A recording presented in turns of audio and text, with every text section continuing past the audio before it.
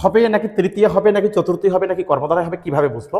যদি পরপদটা জাহাঙ্গীরনগর বিশ্ববিদ্যালয়ের CO1 ইউনিটে 25-26 সেশনে একটি প্রশ্ন এসেছিল, ঠাকুর বাড়ি কোন সমাস? ঠাকুর বাড়ি কোন সমাস কেমনে বুঝবো? ভয় লাগতেছে না?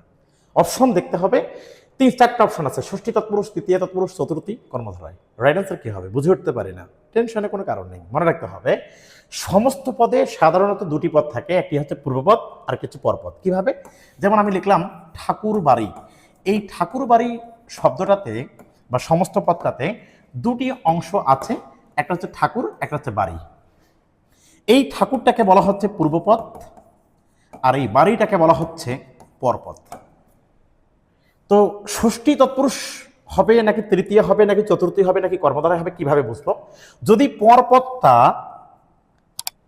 পূর্বপদের সাথে একটা যৌক্তিক বা যথার্থ সম্পর্ক বোঝায়, দেখো তো বাড়ি ঠাকুরের হয় কিনা, এরকম যৌক্তিক বা যথার্থ সম্পর্ক বোঝালে সেটা হবে ষষ্ঠী তৎপুরুষ সমাস।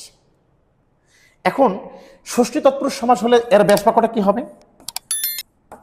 ঠাকুরের বাড়ি, তুমি এটিও বলতে পারো, অথবা তুমি বলতে পারো ঠাকুরদের বাড়ি। তাহলে রাইট অ্যান্সার কি হবে? ষষ্ঠী তৎপুরুষ সমাস। রাইট অ্যান্সার ষষ্ঠী তৎপুরুষ সমাস।